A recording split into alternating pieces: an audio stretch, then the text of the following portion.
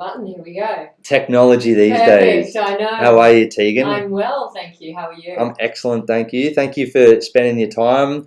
I actually don't know you that well, and I'm excited to get to know you. You're about to. About to know everything about you over the next, 30 minutes we've got? Yeah. Yeah, so I want to welcome you in. So, thank you.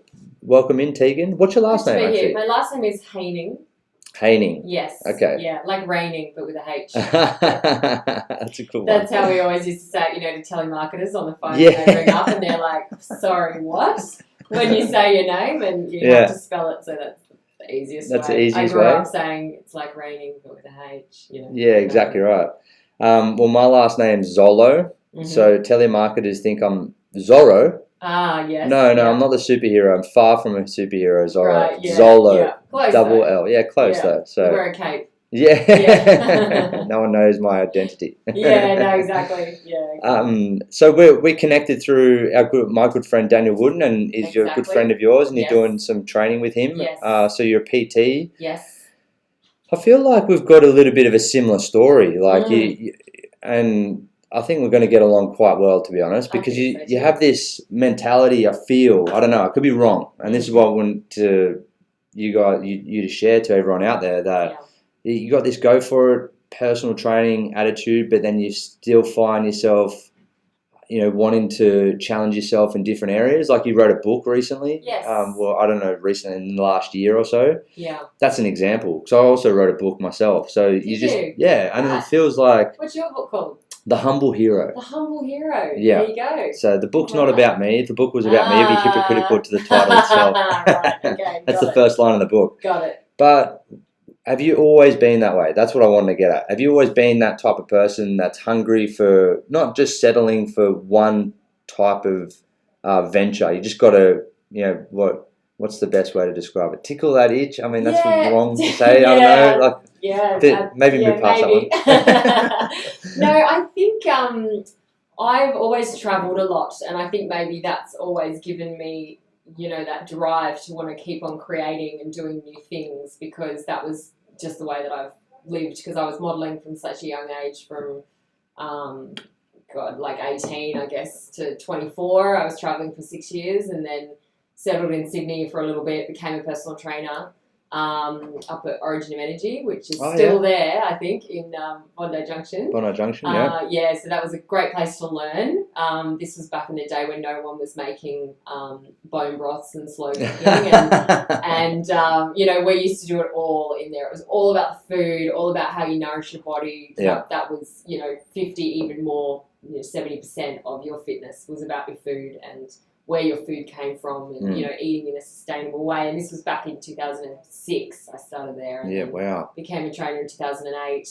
And then literally I ended up in London for 4 years, and I swear when I came back, suddenly everyone's putting bone broths in their smoothies, and you can Broth Bar and Larder is a place in Bronte here that I absolutely love, and she's making absolute killing just off selling slow cooked bone broths and these things, which are super nourishing for you. Yeah. But I digress. No, that's good. That's why we podcast. We digress. Yeah. Exactly. So I think it's a great place to learn. I had a great learning point in looking at fitness, not as just lunges and squats and what you're doing in the gym, but of that holistic approach, how you're breathing, how you're sleeping, how your stress and the people around you all affects your fitness and your health. Yeah, and then taking that to London obviously was super important. Are we behind in other parts of the world, or are we in front? Australia, are we behind? Yeah, we're in front. Like I hear two different sides. Some people think they use Australia as a petri dish of like ideas, and then they take it back overseas. I think so. Or is it more like where we are at the cutting edge, but then we think we're behind? Well, what is it from living overseas? I mean, so when I went to London, I started almost immediately with Bodyism, and that's James Digan's gym, and he had just literally at that point released his book, the Clean and Lean Diet book, and that was kind of, so at this point, when did I go there? I went there in 2012, and I think at this point it was kind of like, wow, clean eating, that was when it was sort of hitting over there in the UK. And we saw it a little bit here, but I don't know. It's really hard to say. It's kind of what comes first, chicken or the egg, that kind of thing. It's difficult to understand what to focus our energy on. Is it good to be vegetarian? Is it good to be clean eating? Is it good to be keto? Like, I mean, it's more confusion now than I've ever found before. So, I mean, where do we follow? I mean, what do we follow? Where do we go? Like, I feel like we're at an age where we're so much more information out there than ever, yet it could lead us into some form of procrastination. Yeah. Do you think? Yeah, and also just that indecision of thinking, oh, I'm doing something, I'm doing this one thing, and it might make me feel good and it might be working for me, but is there something better? That grass is always greener kind of mentality that we can get, where we think, oh, well, maybe I'm going to try not eating meat now because that's what, yes, okay, it might be better for the planet and it might be better because you're saving the animals and all that kind of thing, but is it what's best for your body? And I think that's what people have to look at with whatever diet they're choosing, and just pick one thing and just stick with that. See that I've got the Italian last name. I don't look Italian. I'm still waiting for my olive complexion. Right, yeah. My brother is got it's on olive. The inside. It's on the inside. My coffee drinking abilities there, my pizza eating abilities there. Yep. But how far do you have to sort of be in terms of your genetics, do you think? Like, I mean, I've got a Mediterranean background. My nonna and nonno are from Napoli. My aunties were all born there. My dad was conceived there and then raised in England. I've got no family heritage in England. The other side's Scottish. So how do you model yourself, do you think, on those sorts of background heritage, or do you get a blood test to see what you can, like, how far do you go? Because I've seen some people go down the right road of like ancestry, look at your bloodline and then trying to figure it out from there, their diet. Is that just the latest fad, you reckon? Listen, I've read into it a little bit. I've done a little bit of research on this, and I do think that some people are more genetically predispositioned to hold on to more fat within their cells. Some people just do process fat and chemicals and toxins and whatever else the stuff is in our bodies we don't want. Some people do just process that stuff better and other people don't. Whether or not that's particularly aligned with culturally what country you originally originated from, like, that's beyond my scope, but I do think that there is something there. There is a reason why some people just struggle a lot more to lose weight or get it than others on a genetic level. Yeah, okay. And so who would be your demographic of people that you'd be working with? Would it be mainly because you come from a model background? Is it mainly model? I think it was more so in the UK. I mean, I did train a lot more celebs and models and, that kind of a market, definitely, because our gym as well was definitely, because it was a famous gym, so we had a lot more attraction to, those kind of beautiful people, that kind of thing. But I don't really find, here in Australia, my demographic is certainly, I've moved more towards training people that are, say, 35 plus. Not saying they can't be beautiful celebrities or anything, but training people that are, 40 to 60 years, that are more focused on their mobility and their strength, rather than just, I just want to lose weight all the time. I just want to, look like a bikini model. Like, that's not what my demographic would be now. Yeah, okay. Yeah. And do you think that it's important to have, I mean, I always run with this purpose, and I asked Mick Kunico when he came in here as well, head of fitness first. Yeah. I asked you the same thing, and top personal trainer and influencer. How much does purpose play a role in someone's goal setting? Like something a bit bigger than just losing a few kilos. Like, I'll give you an example. I had a client that used to come to me continuously, and she would just say, I want to lose 3 kilos. I'm like, okay, cool. I never told her this, but I was like, go take a laxative. You'll lose a few kilos straight away, She'd look, and I said to her, continuously asked her, if you lost 3 kilos, would you be happier? She goes, I don't know. I don't think so. I'm like, well, okay, so what would be more inspiring to you to achieve something? And this took years, and I still never got it out of her. It frustrated me because I wanted to help her. Yeah. Another client comes in, she's young, she's 20, 21 years old. She asks for the same thing. I want to lose 3 to 5 kilos. I go, well, where from? You don't need to lose any more weight. You don't need to lose any weight at all.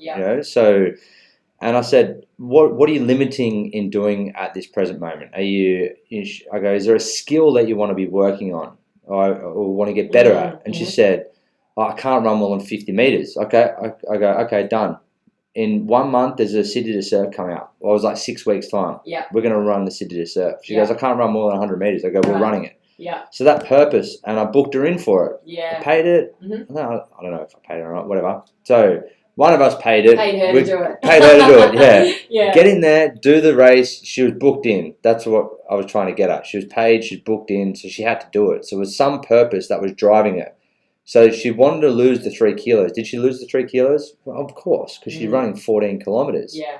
In that 6-week period, she had to do it. Yeah. But that sense of competition, sense of skill set, obviously it's going to be different as they get older. But some form of purpose. Do you think that's definitely? Should it start with that though? Yeah, I mean, I think so. Like, I think you have to focus on.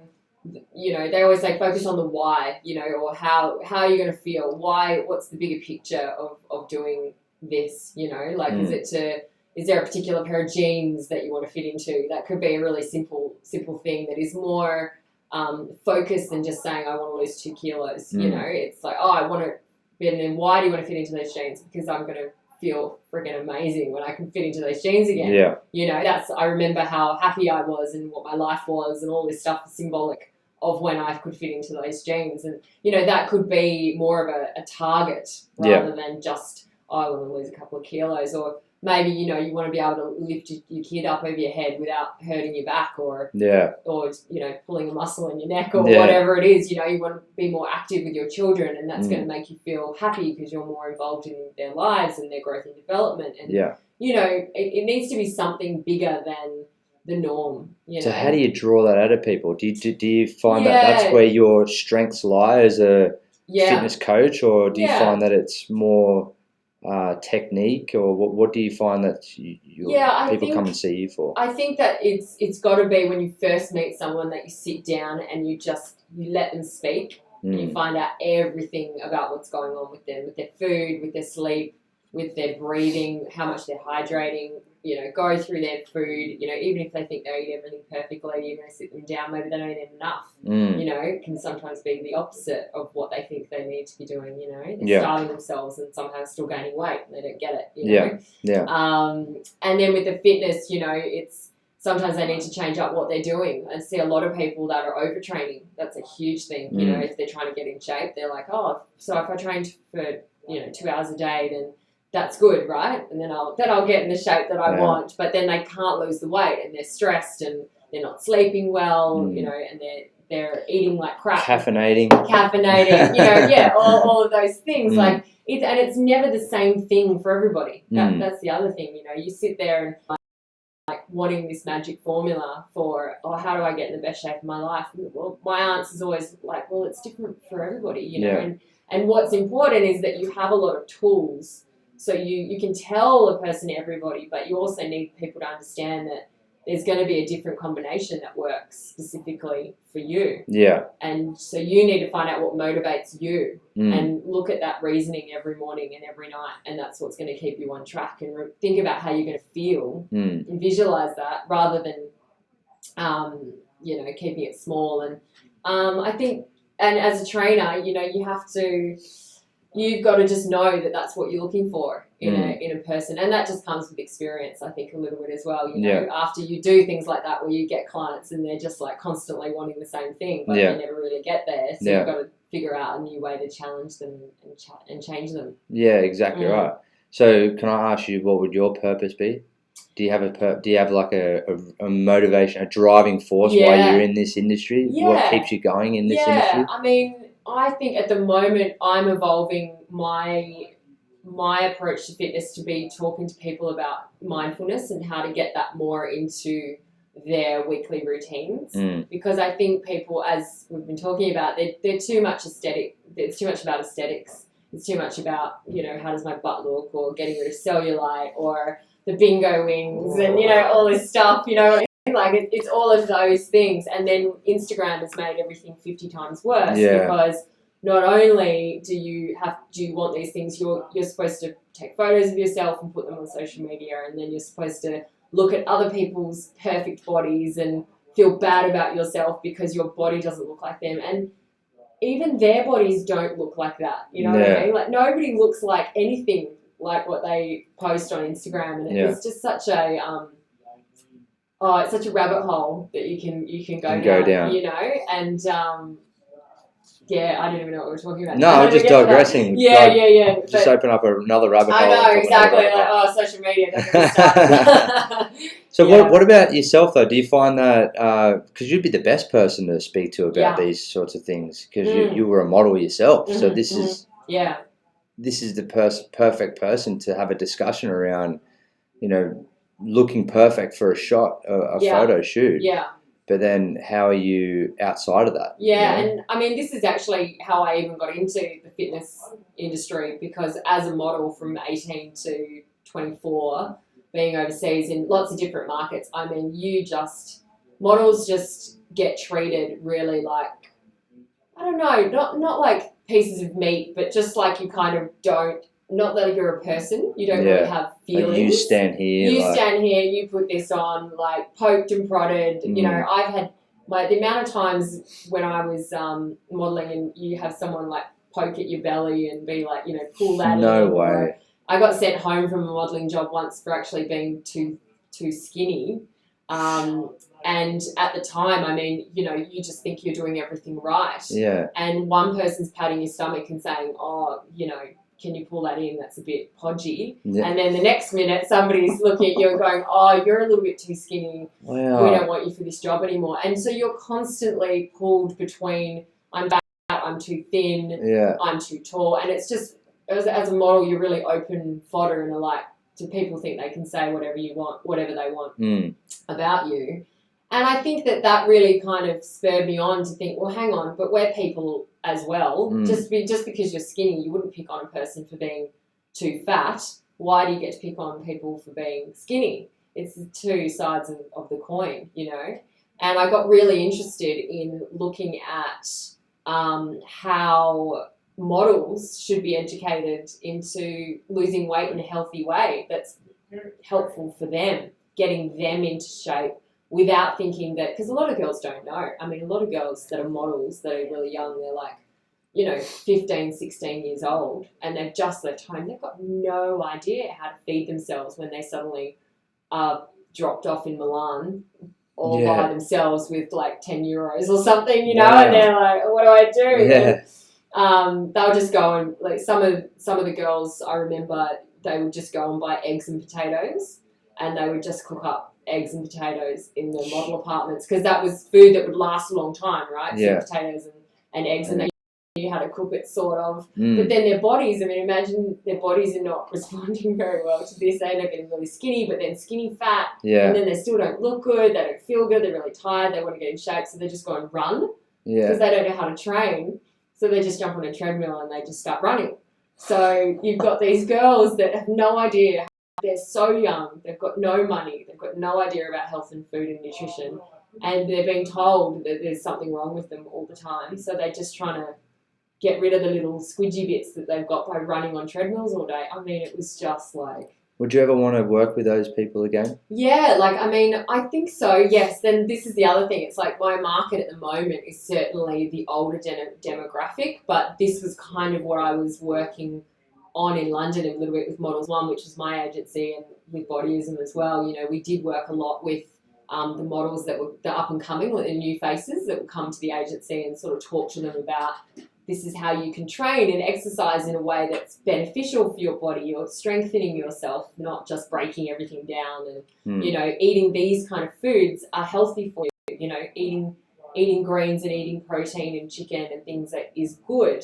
You don't have to just eat broccoli or, you know, just eat green apples. That's a big favourite of mine. Really? Carrying a green apple around in their bag, and that's all they'll eat in a day. You know what I mean? Like, wow. So that was like how I got interested in health and fitness, you know. So then when I landed back in Australia, I was like, okay, I need to find a way to understand this just for my own body, if for no one else's, you know. Yeah. And what about because you seem, well, you are a very intelligent person, and Thank you. Yeah, Thank God. no worries. How do you deal with something like that? Like that, you're a pretty self-aware person from our conversation, and someone saying I'm too skinny, I'm too fat. If someone said that to me, I'd be like, fuck off. Yeah. You know, yeah. how do you is that got out, or yeah? is that essence of that awareness? Like this is not who I am, or yeah. I mean, listen, I think when I'm more than that. That's what I'm saying. Yeah, I mean, you, in a way, I guess looking back on it, you grow up with it. You kind of just, this is what you have to do to get the job done, and it's your job. You're getting paid. I mean, it would be like being in the workplace anywhere and telling your boss to fuck off, you know, because they said something to you that maybe was a little bit derogatory and you didn't agree with it. But I mean, what do you say? You know, what do you as the employee turn around and say without risking not having a job anymore at the end of the day? You know what I mean? So it's still, when you grow up with it, and an 18-year-old girl, I mean, what does she know about talking back to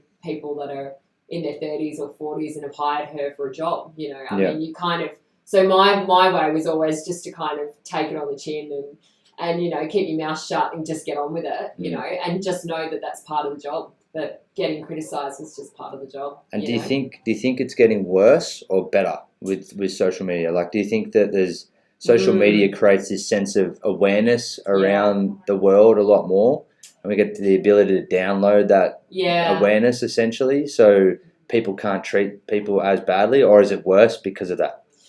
I mean, I think there's a lot more pressure, and probably just so much more competition. I mean, I'm 36 now, so thankfully. No, you're 21. I'm 21. No, so I'm out of the modelling scene. So at the moment, but I mean, from what I know about it now, it's just everyone's model. You know, suddenly there was models when I was, 10 years ago, and now there's millions and millions of girls that have never even been a part of a modelling agency that are also modelling, because you can market yourself now. You can put your own photographs up. You don't have to pay photographers anymore to do photo shoots and, have your portfolio of photos and go around to castings. People book you now off your Instagram page. So the competition is super, super strong. And I guess that can be pretty dangerous, I think, for young girls that are in their teens, certainly, that want to be a model. And what do they think they have to do in order to be noticed? Yeah. So it can be a pretty dangerous thing, I think, the comparing yourself on social media in that way. The amount of butt shots and, like the angles, like the photos, the cameras down here. And butt the girls selfies, isn't it? Butt selfies, Butt selfies. It's terrible. Like, there's too many butt selfies as well. Reduce the butt selfies. Reduce the butt selfies. That's it. I'm with you on that one. Yeah, exactly. I tend to have fun with my social media. I try and post things I started with these videos called 5 and 50 seconds. We're just trying to give my 5 tips in 50 seconds. Ooh. They weren't really I thought, wow, this is a winner here. I kept doing it every day. Genius. But then everyone's like, top 5 ways to cure a hangover. And I was sort of G'ing up, but then sort of like trying to get a bit of entertainment and education. People were like, oh, this is shit, man. Like full on telling me to my face on social media, which is fair enough. But like the essence of brutality is on a larger scale here, but keyboard warriors, that's it. But then I started doing these videos. I analyze health and fitness commercials, and that seems to be a little bit more of a winner at the moment. I haven't done one in a while, but one's like the vibro plate, how that one came along, or there was one where, excuse this for a second, but there was I don't even know what the machine's called. It was like, do this and you'll get healthy and fit. And I'm just in the video going, oh, I remember that. What? I remember that. Yes, it was the fastest way to get biceps. Fastest way to get bigger biceps. I'm like, what is he doing right now? Like, I do remember that thing. Yeah. I actually remember. It was the shake and... The shake it, something or other, Exactly and right. it just used to vibrate, and it was just, I don't even know. I don't even know. It's like they're having a laugh, really, Like, let's make this and see how many people buy it. Exactly right. People actually would. Those things sell. But I was doing them more. Like, there was one where for some medication. In America, have always got those medication ads. Have you seen them? Have you ever been to America? Yeah, they have like, oh, fat loss, the new fat loss pill. Oh, yeah. And it will make you lose 20 kilos in 5 days and all this. And then at the end, it may cause suicidal thoughts, brain trauma, strokes and all this. And I'm just doing but videos. Don't worry, probably not to you. No, not to you. Yeah, exactly right. Yeah. I guess what I'm getting at is that social media, when I was trying to take it too serious, I was getting a lot more feedback. But when I was just playing around, I just opened up and being me and just not really giving a shit what people really thought about what videos I was posting. Even if I get 20 views, 50 views, it doesn't bother me. Sure. I felt like that sense of release. It felt a lot more relaxing. Yeah, just relaxing and not like no pressure. No pressure. Like what do I have to be the next influencer for? You know, and that's what I'm trying to relay to other people out there. Like they're trying to do the butt selfie. That's might not be them. Why don't they just do something that's them? Yeah, you know, might be a little bit different out there. Does that make sense? Yeah. Anyway, I went on a tangent. No, but I love these tangents. Yeah, it's good. So you've written a book. Yes. Tell us a little bit about this book then, what you've written. So the book is called The 7-Day Quickie. Yeah. It's basically, it was kind of angled a little bit towards that modelling mentality of how to get in shape for, you know, a photo shoot or just to feel good for an event, you know, even for people that, you know, you've got a party coming up next weekend or you've got a wedding or whatever it is and you want to feel and look good in 7 days. So it was basically a program to just get people up off the couch, get them moving, rather than feeling like, oh, I've got 3 months of hard work ahead of me. Because a lot of the programs out there are these 12-week things, right? 12-week commitments, which are these huge undertakings that can be quite intimidating for people. So I wanted to write something that was basically the first step and that's it, you know, because anyone can do 7 days. You know, you think, oh, I can do 7 days of healthy eating. Yeah, no problem. Yeah. I can do 7 days of exercise. Okay, yeah, cool. We'll do that. But probably what will happen is after 7 days, you'll feel good and you'll keep going. And you might go, oh, maybe I'll do another 7 days and I'll repeat it. And because the book is also, it's got a vegetarian alternative recipes and meal plan in there. So you could do it 1 week of just meat eating and then the next week you could do it again as vegetarian and there's bonus workouts and that kind of stuff. So you can chop and change and make it your own. And that was just the idea of, okay, I want to make something that's really short because I never do diets for like 12 weeks. You know, it's like, you know, tell me I can't eat chocolate for 12 weeks. Yeah, you're done. Yeah, that's it. I'm out. It's not going to happen. But, you know, I can do it for a week. I can do it for 2 weeks. And I think if everybody was out there doing 7 days healthy out of every month, I mean, imagine how much healthier everyone would be. Yeah. You know, because the ripple-on effect would be probably you'd be a little bit more healthier for the rest of the month as well. Yeah, you know?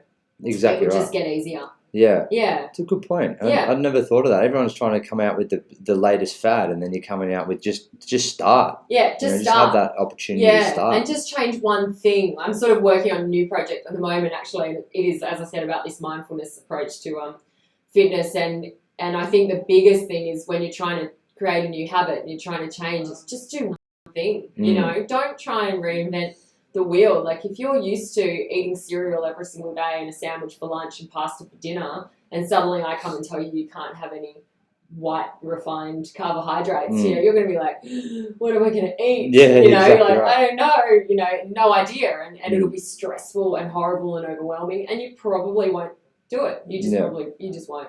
Yeah. So it's got to be, okay, I'm just going to change breakfast this week. I'm just going to eat something different for breakfast. That's it. What am I going to eat that's an alternative to my cereal? And find some alternatives. Maybe it's, you know, 2 different things and you just alternate between the 2 of them rather than being like, okay, I've got to eat something different every day. It's got to be a chia seed pudding. That's what's healthy, you know. Chia seed pudding. It's not organic, you know what I mean? Like, my kombucha, you know, all this kind of stuff. Like, it doesn't have to be that complicated, you know. You just big avocado on toast. You're already miles ahead of a bowl of rice bubbles. You know? I think my partner should read your book. Yeah, there you go. I should have brought her a copy. I'm going to bring you a copy. Bring her a copy. Because if I told her she can't eat chocolate for like 4 days, I'll be booted. Yeah. It's like I don't know if you feel the same way, but I love chocolate. It's chocolate or Love lamb. I'm choosing Yeah. chocolate any day of the week. You get out, Yeah. and then chocolate's sitting next to the bed. Yeah, lying in bed with me. chocolate's great. It's chocolate sent from heaven, I think, sent from above. 100%. Oh, Yeah. sorry, that was my fault. Yeah, I just find that though we shouldn't be limited to. We're put on this planet to connect. I know it sounds a bit deep to go down this path, but that's what I find. We're put on this planet to connect. The only way to connect is through experiences, through food, through drinking, through like alcohol. I'm not saying you have to go on a bender every weekend, but that's coffee. That's the way we were meant to be brought into having these discussions. We were meant to drink coffee. 100%. We were put on it out there to everyone. To drink coffee. That's right. Oh, coffee. If you're going to get anything out of this, drink coffee. Drink coffee. It's good for you. Zolo blend. Go out there and buy it. You bring out your own coffee. Yeah. You can buy it at your local stores. Yeah, exactly. It'd be a good name for it. That's it. But I guess that what I like about your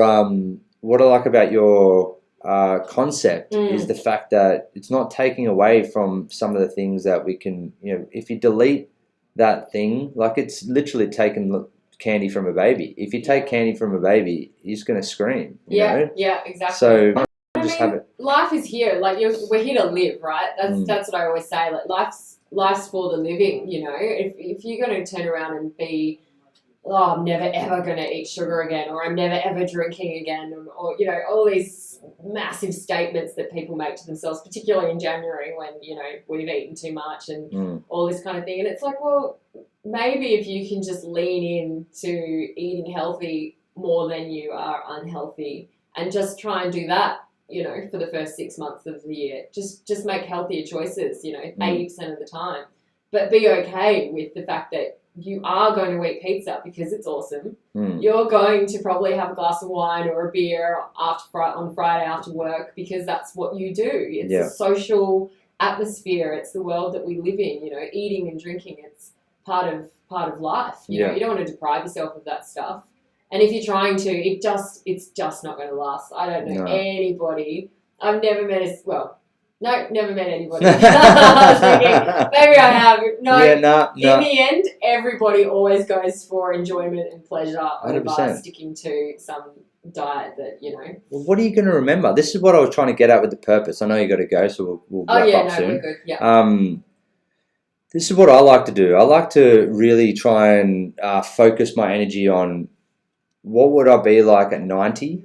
If I'm in the rocking chair and I'm sitting there and I'm telling the stories of back in my day, one of those ones, am I going to remember that time when I dropped 3 kilos? Or am I going to remember the time where I had that experience with whoever it was? Yeah. Or am I going to remember that time? Like the experience could be a competition. Like I'm trying to prepare for a mixed martial arts fight only because I'm shit scared of fighting, and it's probably the most thing that I would probably fear the most. Yeah. And I just feel like I've got to do what I fear. Yeah. I'm going to remember that experience. Yeah. I'm not going to remember and I'm naturally dropping weight. I have to drop weight because I'm 93 kilos, and now I'm getting down to. I've got to get down to 84. Oh. Good. So nice challenge. Yeah. But I'm not focusing on it. I'm just focusing on learning and going through the process of learning jiu-jitsu and all these different sports, and going back to having that sense of competition gives me that sense of purpose. Exactly. And then I'm going to remember that when I'm an older person. And I'm you don't have to go and do a mixed martial arts fight, but I'm saying, you were saying before, like those experiences with family, friends, those conversations, that night out, whatever it may be, that's what we're designed for. Yeah. Yeah, you're going to remember how you felt at the 100%. End after you've gone through that experience and you've gone through that competition. That's what you're going to think about. You're not going to think about all of the, bread that you didn't eat before the fight. Exactly right. Or all of the things that, this is the diet that I stuck to. Yeah. Well, you might think about that, but it's not going to be your exciting memory that you have of this great event. And that's what you want to. That's what you want to have. You want to have a collection of